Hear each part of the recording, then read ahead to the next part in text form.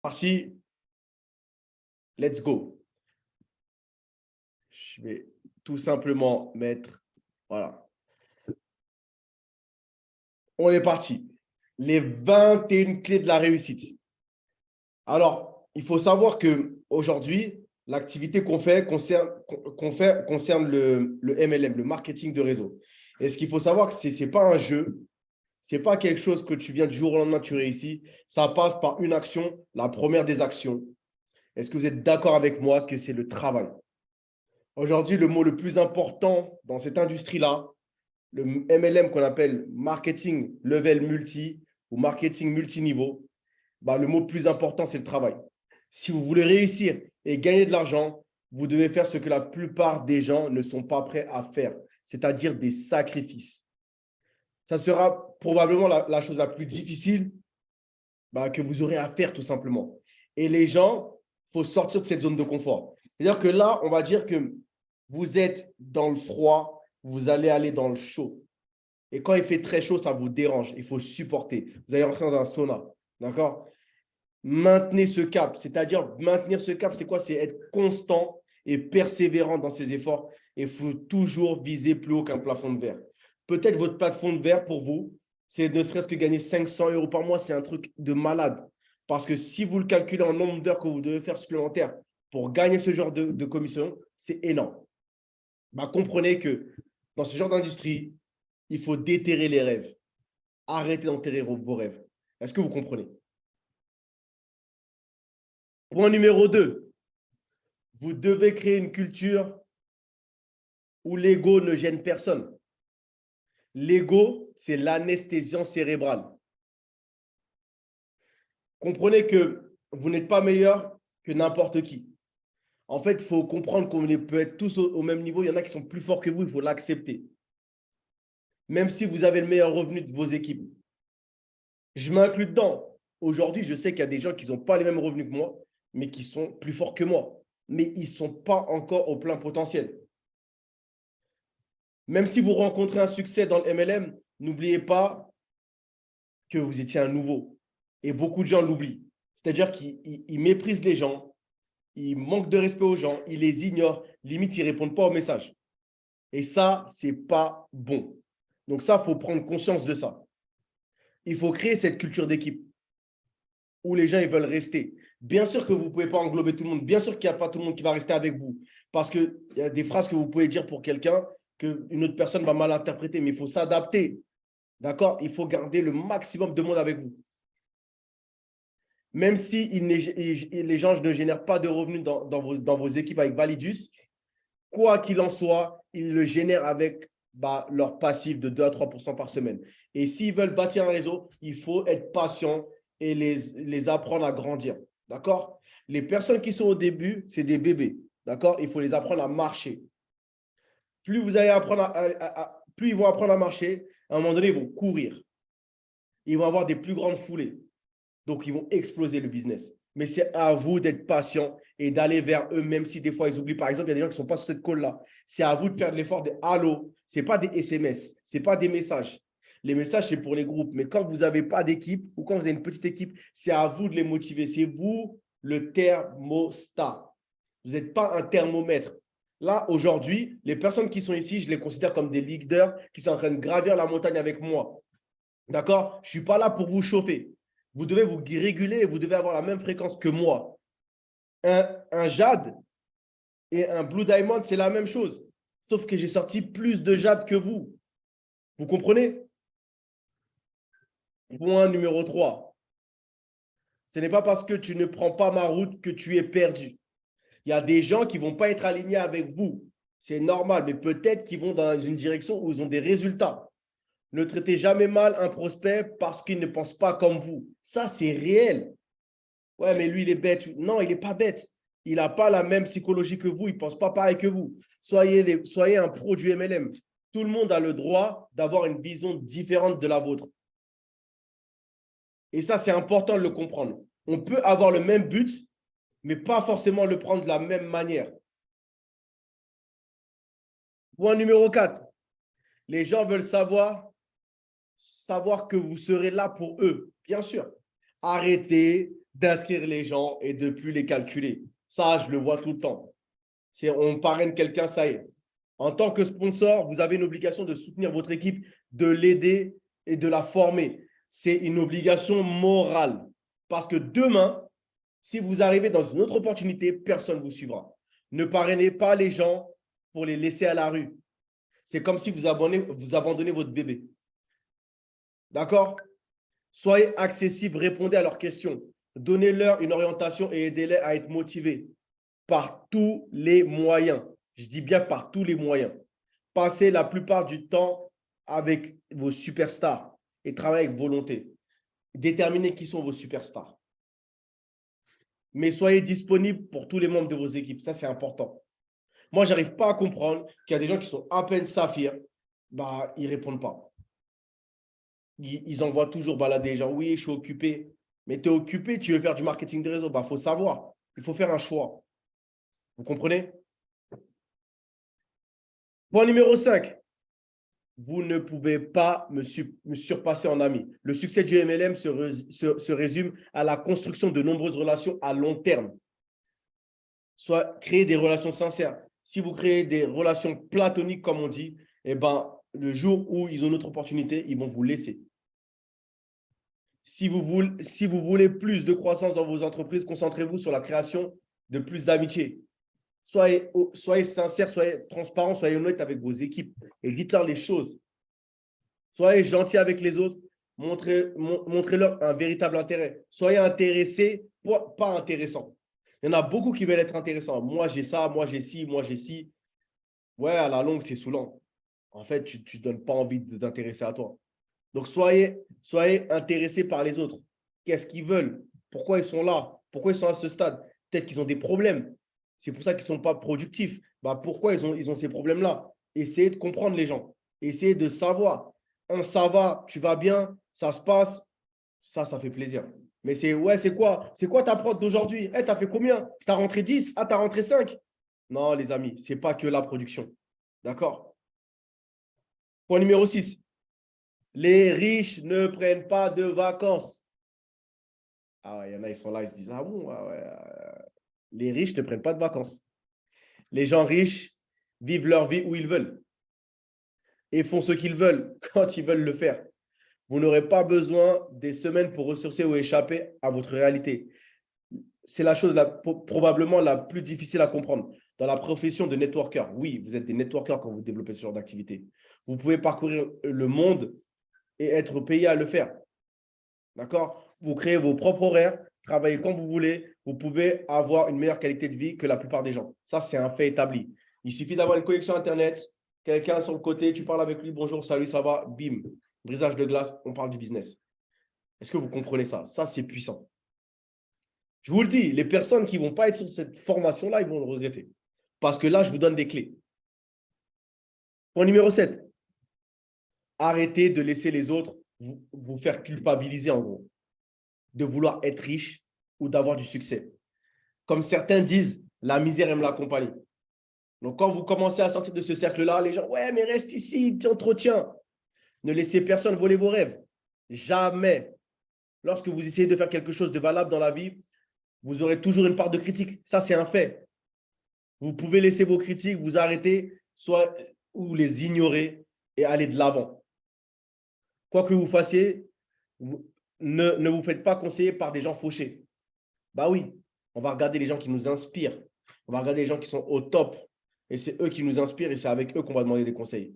D'accord? Je ne dis pas que parce qu'on peut venir de familles modestes, on ne va pas écouter nos parents. Bien sûr que nos parents, ils ont du recul. Mais sur l'entrepreneuriat, ils n'ont peut-être pas cet axe-là.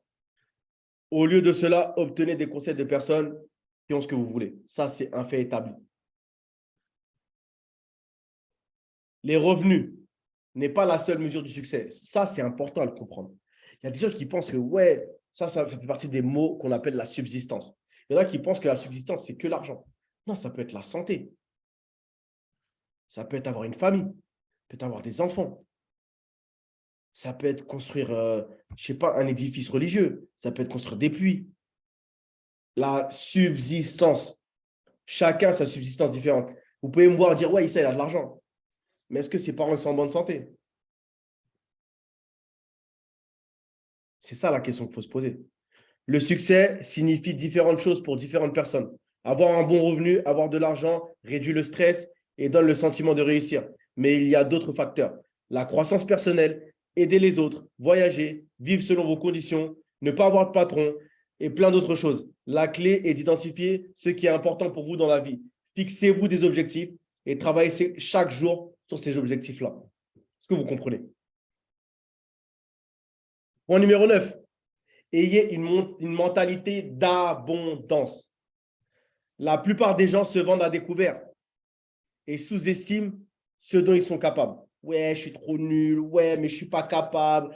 Ouais, mais arriver là-bas, c'est trop dur. Ouais, mais est-ce que c'est possible? Ah, mais je travaille 70 heures, c'est compliqué. Ah, je fais 2 boulots, mais c'est compliqué. Et qu'est-ce que tu veux? Tu travailles pour quoi? Pour la gloire ou tu travailles pour construire les rêves de quelqu'un? C'est cette question. Il faut faire une introspective de ça. Aujourd'hui, quand tu travailles, c'est pour t'épanouir, pour créer des relations, pour monter peut-être des projets. Il y en a, ils se contentent juste de travailler parce qu'ils ont envie de faire ça. Ils se contentent du minimum. Et ça arrive, il faut l'accepter. À partir d'aujourd'hui, travaillez sur vos discours intérieurs et votre image de soi.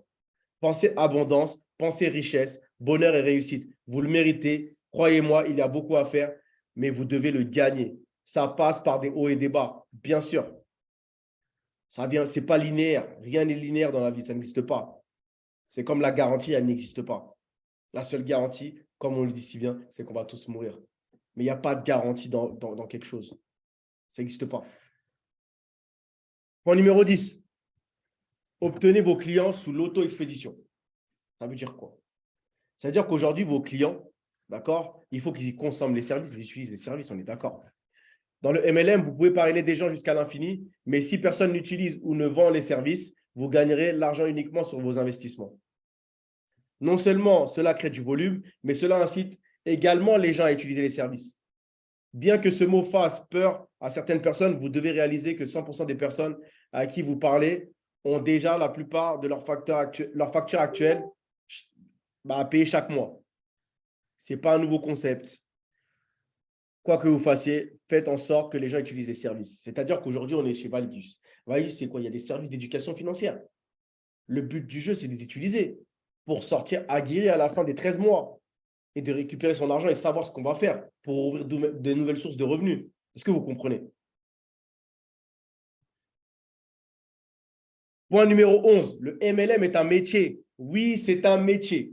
Ça, je vous garantis que c'est un métier. Ce n'est pas un jeu, ce n'est pas un Ponzi. C'est un métier qui est reconnu dans le monde et c'est le métier qui sort le plus de millionnaires à travers le monde. Ce n'est pas moi qui le dis, c'est Google.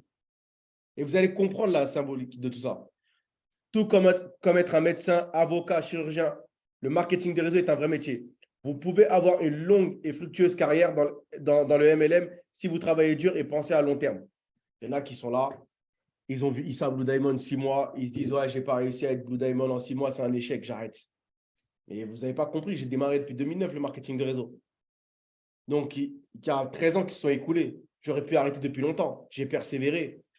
D'accord? Oui, il y a des moments où j'ai de flottement où j'ai arrêté, mais j'avais toujours dans la tête que j'allais reprendre le marketing de réseau.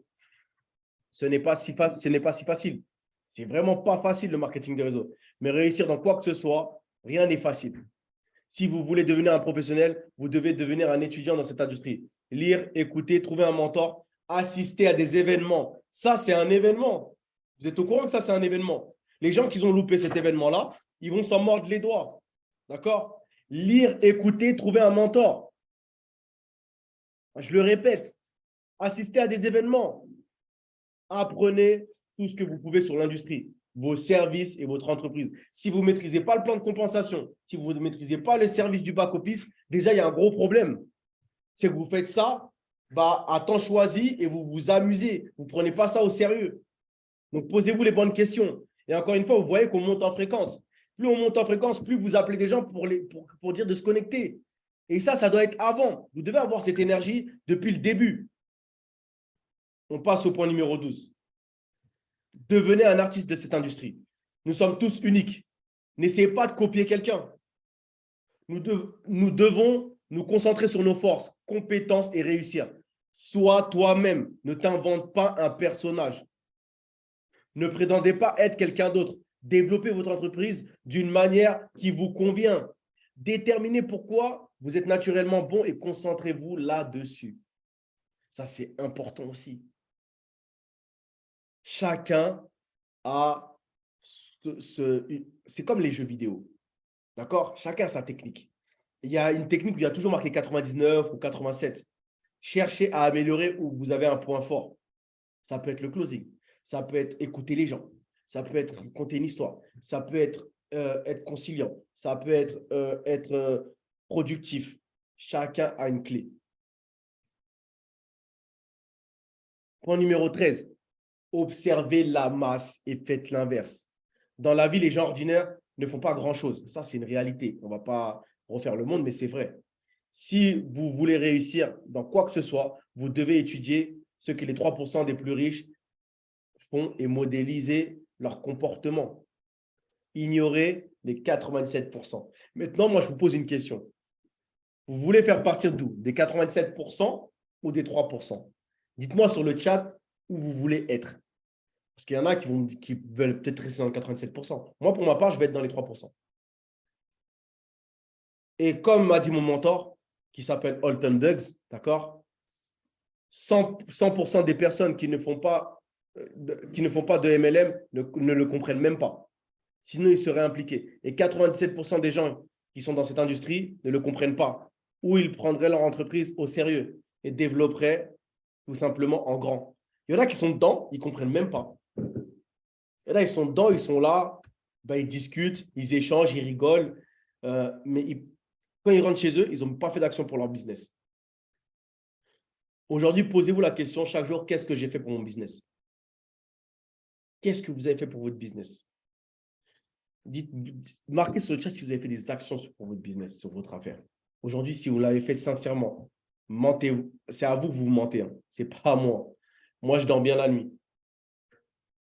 Comprenez? Point numéro 13. Les professeurs ne gagnent pas beaucoup d'argent. Ah, ça, c'est une phrase. Celle-là, waouh, ça, c'est réel. Ça, c'est une réalité. Quand j'ai vu cette phrase-là, je dis oui, ça, c'est obligé. Les personnes qui réussissent le mieux dans le MLM sont généralement ceux qui se trouvent dans les tranchées. Ils forment leurs équipes et non celles qui assurent les formations. Ah, je suis en train de former. D'accord? Mais je vais au front. Je vais au front. Pourquoi je vais au front? Pas parce que déjà, je déblaye la route. Mais ceux qui sont derrière, là, la route est déjà déblayée. Ils vont moins ramasser d'or que nous. Oui, il y a beaucoup d'exceptions à la règle, mais pas beaucoup. L'une des meilleures choses que vous puissiez faire est d'écouter les formateurs qui construisent activement une équipe.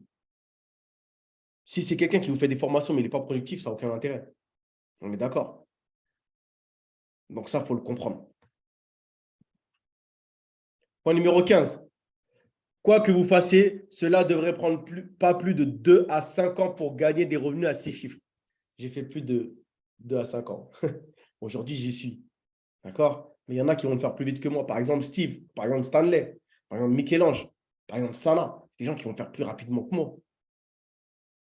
Il y en a, ils n'ont que 2 ans. Il y en a, ils n'ont même pas encore 2 ans.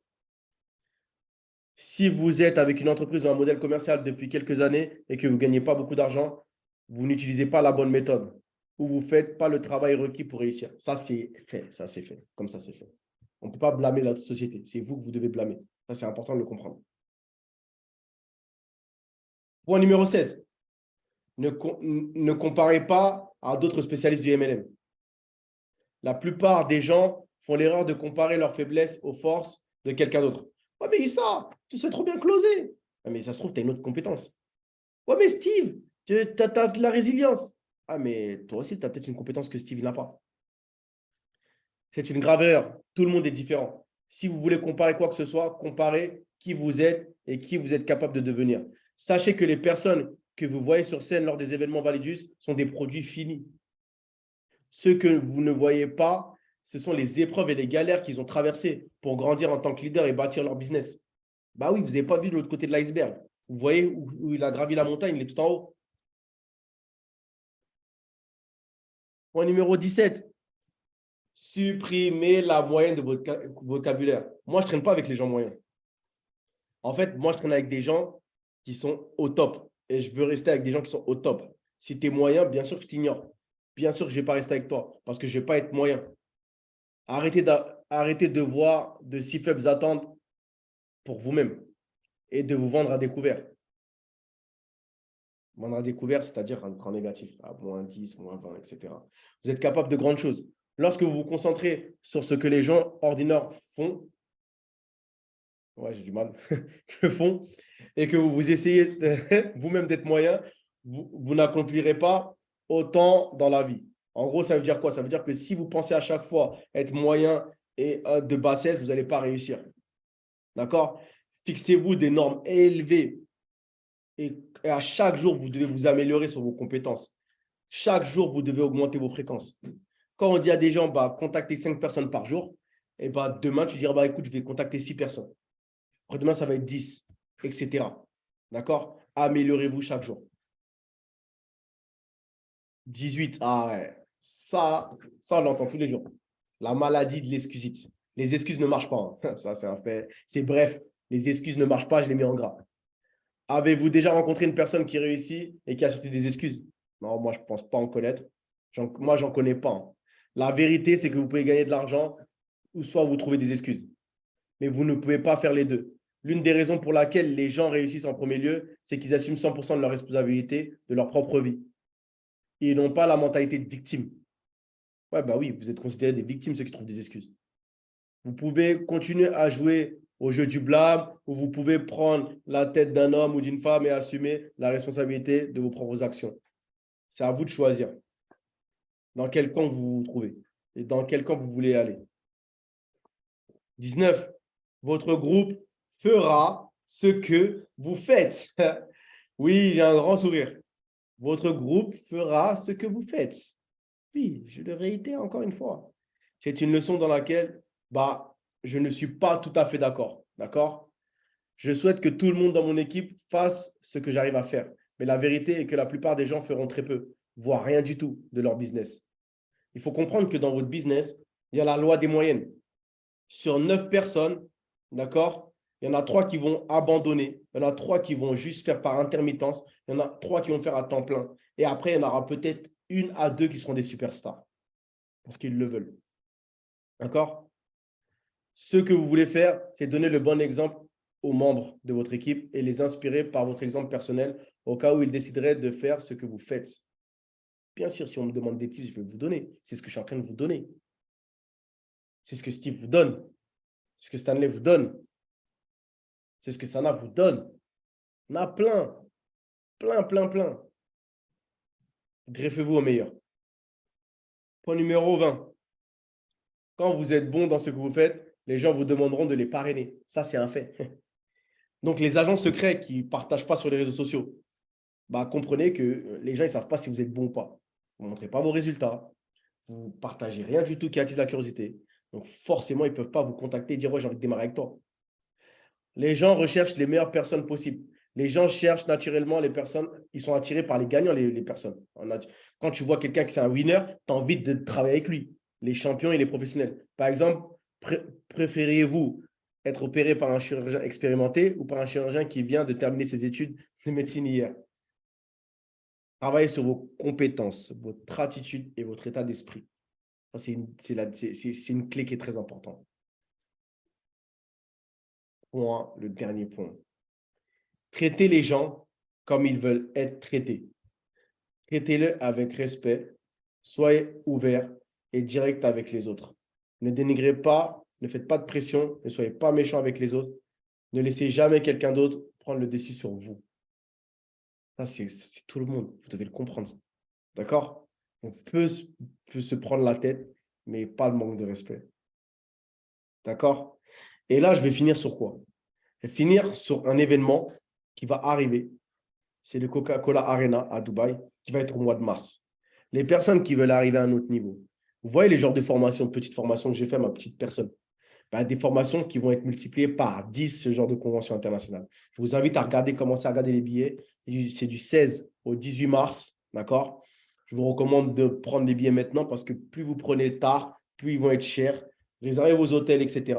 Il y aura plus de 7000 personnes, voire même 10 000 personnes dans cette arène. Il y aura les plus grands speakers du monde. Il y aura la vision de la société. Je vous le dis, j'ai déjà vu des événements. Ça va être tellement puissant que vous en aurez peur. Dites-vous que c'est aujourd'hui que vous commencez Validus. Pas hier, pas avant-hier, c'est aujourd'hui. Maintenant, à vos actions. Je vous remercie de m'avoir écouté. Ce call est officiellement terminé.